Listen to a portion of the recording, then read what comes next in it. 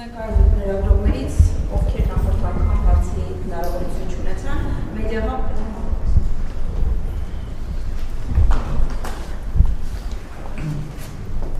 Պարոն Փաշինյան, կառավարության նոր կազմն արդեն որոշել եք, սպասենք նոր պաշտոնանկությունների ու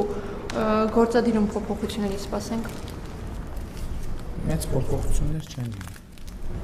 Որոշել եք։ Այո։ Ոչ։ Շնորհակալություն, հաջորդ հարցը հանրային հեռուստաընկերություն։ Շնորհակալ եմ։ Պարոն վարչապետ, այս ընտրություններն ուղեկցվեցին ընտրակաշառքների մասին բազմաթիվ բացահայտումներով ու դրսից պարտադրված մարդկանց բերելու քվեարկելու համար տեղեկություններով, հետաքրքիր է կա պատկերացում կամ մեխանիզմ պատկերացնելու համար, թե դա որքանով է հաստել ընտրության արդյունքների վրա, ու նաև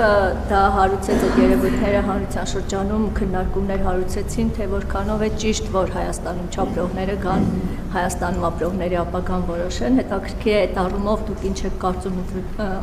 օրենքների փոփոխության կարիք կա թե չկա, ու նաև վարչական ռեսուրսի հետ կապված էլ մի հարց, ընդդիմությունը շարունակ խոսում է այն մասին, որ դա չարաշահվել է, կիրառվել է եւ այլն։ Դուք էլ ձեր թիմի բազմաթիվ բարձրաստիճան պաշտոնյաներ էլ բազմաթիվ անգամ ասել եք, որ նման հանձնարարական չի եղել, բայց հետաքրքիր է կա ուսումնասիրություն, թե տեղերում ինչպիսի ինքնագործունեություն է եղել, ինչքան այդպիսի դեպքեր կա։ Շնորհակալ։ Դեք ինչ որ ասում եք,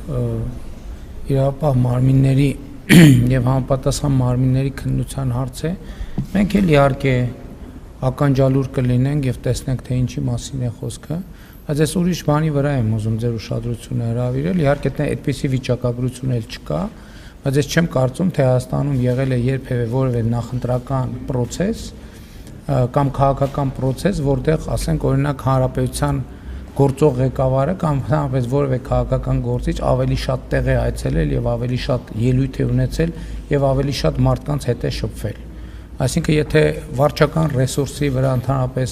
հույս կամ հաշվարկ դրած լիներ որևէ մեկը, ինչ իմաստ ուներ այդքան էներգիա ծախսել,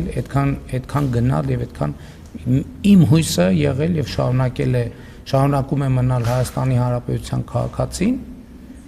եւ նրա հետ երկխոսությունը ես ուրիշ գործիք քաղաքականության մեջ ոչ ունեցել եմ, ոչ ունեմ, ոչ էլ կունենամ։ Ինչ վերաբերվում է պատերազմի եռագլուխ կուսակցությանը, ես վստահ եմ առանց ընտրակաշառքի նրանցից ոչ մեկը խորհրդարան անցնելու շեմը չէր հաղթահարի։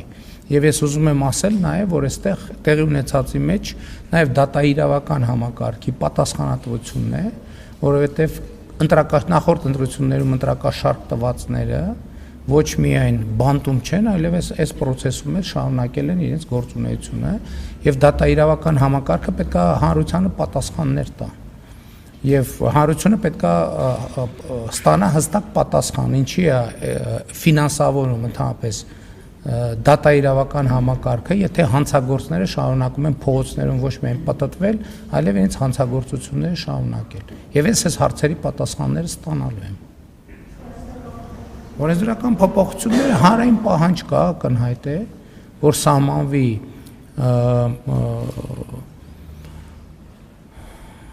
բնակության ցես քվեարկությանը մասնակցելու համար եւ կարծում եմ, որ պետք է ինչ-որ արձագանք տանք այդ հանրային պահանջին։ Հաջորդ հարցը Շնորհակալություն։ Պարոն Փաշինյան, այսօր